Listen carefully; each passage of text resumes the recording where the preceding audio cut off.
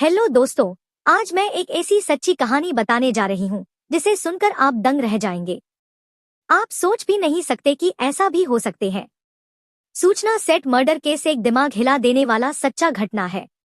आईने के सामने की सतह जितनी साफ और चमकदार नजर आती है, उसके पीछे का हिस्सा उतना ही बदरंग, काला और खुरदरा होता है। Artificial intelligence startup mindful AI lab की कोफाउंडर और सीईओ सूचना सेठ की जिंदगी भी उसी आईने की तरह थी, आगे से चमकदार और पीछे भयावह कालिमा समेटे हुए।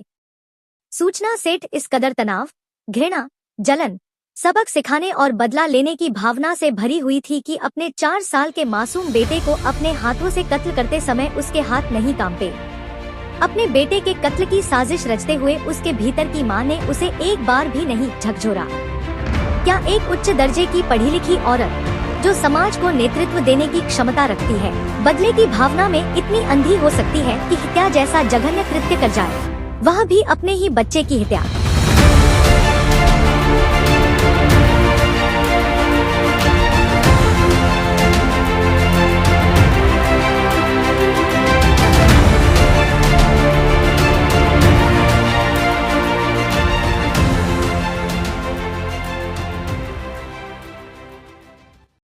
उनतालीस साल की सूचना सेठ 6 जनवरी को गोवा के सोल बनियान ग्रांडे होटल में अपने 4 साल के बेटे के साथ आई थी।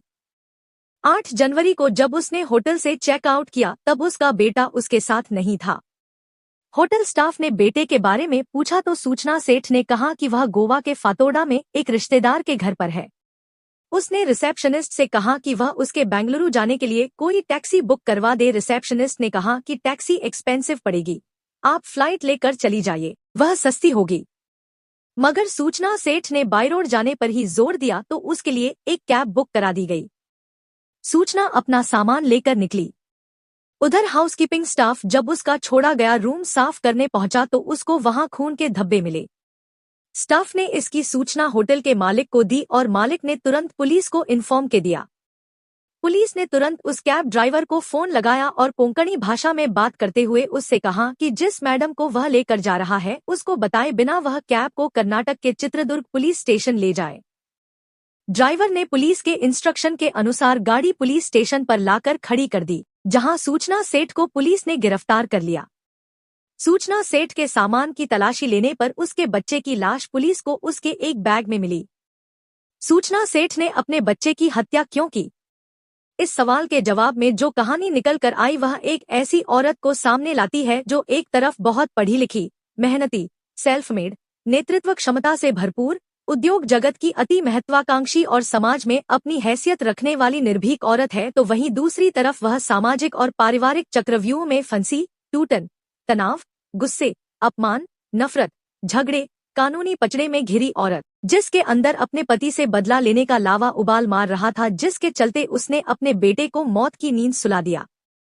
हत्या की वजह जानने से पहले सूचना सेठ की शैक्षिक योग्यताओं पर एक नजर डालते हैं। सूचना सेठ एक एथिक एक्सपर्ट, नैतिकता विशेषज्ञ और डेटा वैज्ञानिक है, जिसके पास डेटा विज्ञान टीमों को सलाह देने और स्टार्टअप व उद्योग अनुसंधान प्रयोगशालाओं में मशीन लर्निंग समाधानों को स्केल करने का 12 वर्षों से अधिक का अनुभव है। वह एआई एथिक्स सूची में 100 प्रतिभाशाली महिलाओं में से एक है।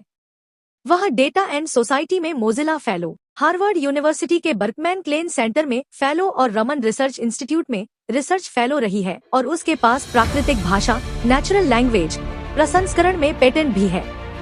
ऐसी प्रतिभाशाली लड़की की शादी वर्ष 2010 में वेंकटरमन से हुई, जो एक एआई डेवलपर है।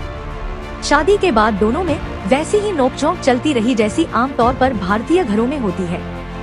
शादी के 9 साल बाद वर्ष 2019 में सूचना ने एक बेटे को जन्म दिया, मगर बेटे के जन्म के बाद से पति पत्नी में झगड़े काफी बढ़ गए। 2020 से सूचना और उसके पति के वेंकटरमन के बीच विवाद इतना बढ़ गया कि दोनों ने तलाक ले लिया।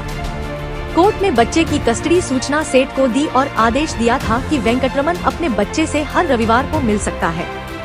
मगर सूचना अपने पति वेंकटरमन से इतनी नफरत करने लगी थी कि वह नहीं चाहती थी कि वह अपने बेटे से मिलने आए और उसकी नजरों के सामने बढ़े। इस नफरत ने उसकी बुद्धि कुंद कर दी और वह एक ऐसे जघन्य अपराध की तरफ बढ़ गई जिसको सुनकर एकदम मुंह से यही निकलता है, यह कैसी माँ। न रहेगा बांस, न बजेगी बांसुरी कहावत को चरितार्थ करते हुए सूचना सेठ ने बच्चे को ही खत्म करने का भयावह प्लान बना डाला। उसने अपने बेटे को गोवा घुमाने का प्रलोभन दिया। 4 वर्ष का मासूम बालक घूमने की बात सुनकर आह्लादित हो उठा। सूचना बेटे को साथ लेकर गोवा गई और वहां होटल के कमरे में उसका कत्ल करके लाश ठिकाने लगाने के उद्देश्य से बैग में भरकर टैक्सी से बेंगलुरु के लिए रवाना हो गई। यह तो होटल स्टाफ की तेज तर्रारी काम आ गई और सूचना को बीच राह में ही पुलिस ने लाश के साथ दबोच लिया। यह आपराधिक घटना भारतीय समाज में विवाह संस्था में भर चुकी सड़ान, मनुष्य के नैतिक पतन, मानवीय गुणों और सहनशीलता के ह्रास और महत्वाकांक्षाओं के टकराव को उजागर करती है। ऐसी तमाम कहानियाँ भारतीय समाज में बहुत तेजी से बढ़ रही हैं, जहां माँ बाप के बीच चल रहे झगड़े का खमियाजा उनके मासूम बच्चों को उठाना पड़ रहा है। माँ बाप की रोज रोज की लड़ाइयों का ही असर है कि उनके बच्चे उग्र स्वभाव के और आपराधिक गतिविधियों में लिप्त हो जाते हैं। घर के सदस्यों के बीच तनाव बच्चों को शराब और ड्रग्स की तरफ धकेल रहा है।